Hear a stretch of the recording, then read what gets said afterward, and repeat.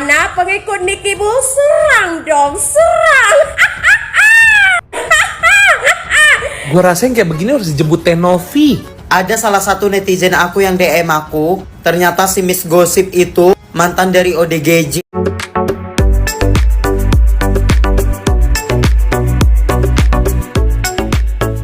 Inilah ya, kalau udah scroll TikTok, ada aja berita-berita yang bikin naik darah. Terutama ada nih sih ya, orang kampung Udik yang bikin nama Miss Gossip. Tapi whatever awet naon lah, gue nggak bodoh amat tuh orang. Gue tahu banget market pasaran dia itu pengen viral, dan ya terutama untuk membuat hatersnya, terutama Kak Niki, berpaling sama dia, berpihak sama dia. Teruntuk ikan buntal atau babi air ya Miss Gossip.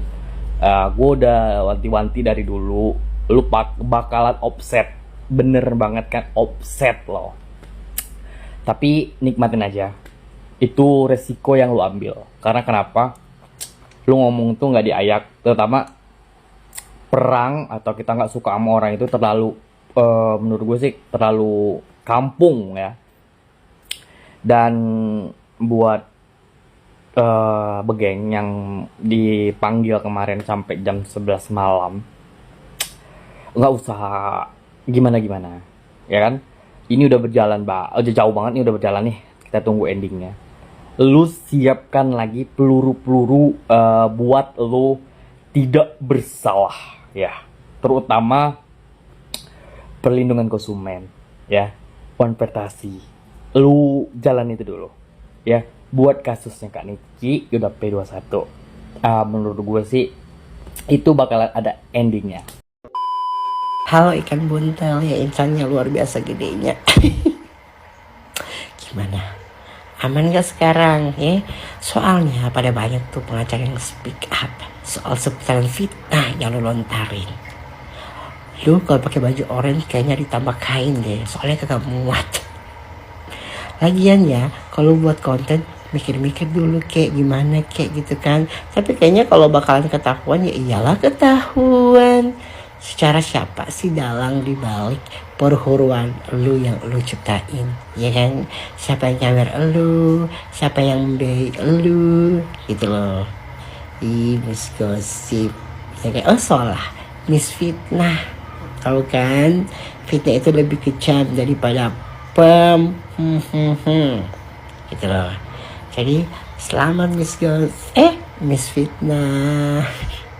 Dengan pedenya Miss Gossip bilang nggak apa-apa dia dipenjerong, palingan cuman karena undang-undang IT yang nggak seberapa, belum lagi dipotong remisi. Masih parahan Nikmir katanya, meskipun udah dipotong remisi masih tetap lamaan dia di dalamnya. Padahal faktanya mau lama mau sebentar, mau lo punya duit sebanyak apa, nggak akan ada orang yang bahagia di dalam penjara. Terus kalau dibilang Miss Gossip sama Nikmir ini lawan seimbang karena sama-sama lantang, ya nggak apa-apa.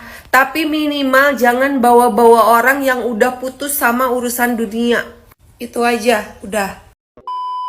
Gue udah gak paham sama isi otaknya si Miss Gossip. Dia baru lagi bikin VT, ya gak apa-apa ditahan 4 tahun denda 750 juta. Gue rasain kayak begini harus dijemput Tenovi. Tenovi tolong jemput lah itu Miss Gossip, gue rasa ODGJ anjir. Ada yang namanya omongan adalah doa.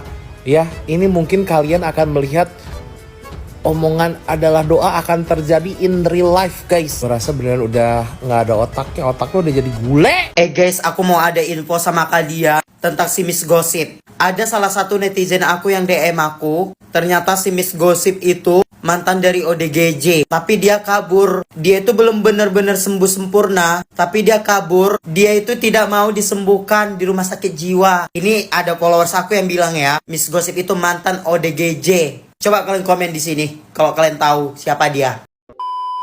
Ini masih tentang Miss Gossip. Ada informasi terbaru dari Dendi Giling.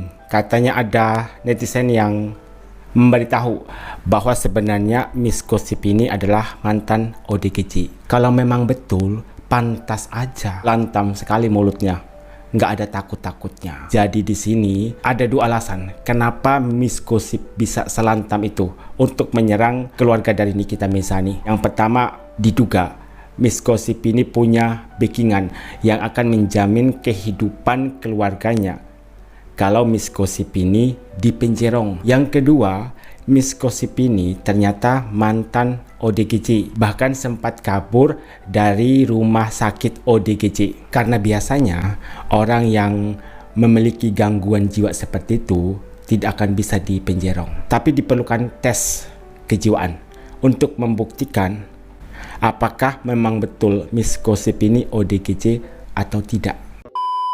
Nikita Mirzani dalam jeruji besi, pengikutnya ketar-ketir, pengacaranya banting setir. Ya, saat ini pengacaranya Nicky Bull sedang banting setir, sayang, sedang berupaya membuat ancaman secara hukum agar DRZ mencabut laporannya atas tuduhannya kepada Nicky Bull. Wadidaw, wadidaw. Tidak akan ya sayang, karena apa? Karena DRZ telah mengungkapkan bahwa jika Nikita Mirzani hanya membuli fisiknya, menghina kepribadiannya, itu tidak masalah. Namun karena Nicky Bull sudah menghina brandnya, mengacak-ngacak brandnya, nah, dilaporkan dan tidak akan dimaafkan. Karena apa? Karena DRZ membangun brandnya tersebut dari proses yang sangat panjang, dari nol sayang. Itu butuh perjuangan yang luar biasa. Mana pengikut Nicky Bull? Serang dong, serang. Oke, kalau apa yang dikatakan oleh Miss Gossip ini benar, maka peluang Nikita Mirzani untuk bebas semakin besar. Katanya kalau sekedar dihina fisiknya, DRG tidak mempermasalahkan hal itu. Karena kemarin yang saya pikirkan, kemungkinan Nikita Mirzani ini bisa dipenjerong atas kasus penghinaan yang telah dilakukan oleh Nikita Mirzani kepada DRG. Tapi yang dipermasalahkan oleh DRG ketika Nikita Mirzani sudah melakukan fitnah terhadap produknya. Sedangkan dari pihak Nikita Mirzani mengatakan ada salah satu produk milik DRG yang bermasalah. Informasi terupdate hari ini. Oki Jelly Drink saat ini sedang mengatur strategi baru agar dapat meloloskan dirinya dari jeratan hukum yang sedang dihadapinya.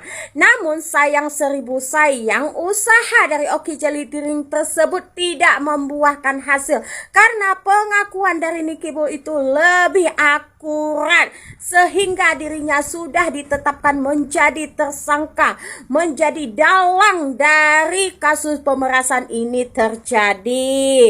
Nah, setelah kabar rumor LGBT yang menyerang Oki Jelly Drink, sampai saat ini Oki Jelly Drink belum berani speak up, belum berani muncul ke publik ya.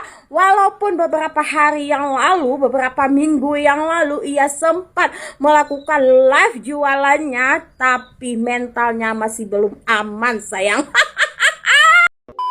Semoga Bapak Sunan Kalijaga melihat VT dari Miss Gossip ini. Yang saya takutkan nanti dari pihak Dr. Oki akan melaporkan Miss Gossip karena memberikan informasi yang salah. Kata Miss Gossip, Oki Jelly Drink diduga itu untuk Dr. Oki sudah ditetapkan menjadi TSK karena berperan sebagai dalang. Pertanyaannya, si ibu ini dapat informasi dari mana kalau Dr. Oki sudah ditetapkan menjadi tersangka? Kalaupun Dr. Oki sudah ditetapkan menjadi tersangka, biasanya ada pengumuman resmi dari pihak Polela. Kenapa si Miss Gossip ini yang duluan memberikan informasi bahwa Dr. Oki sudah ditetapkan menjadi tersangka? Siapa sih backingan orang ini? Siapa yang membantu Miss Gossip ini sehingga bisa selantam itu untuk menyerang Nikita Mirzani dan Dr. Oki?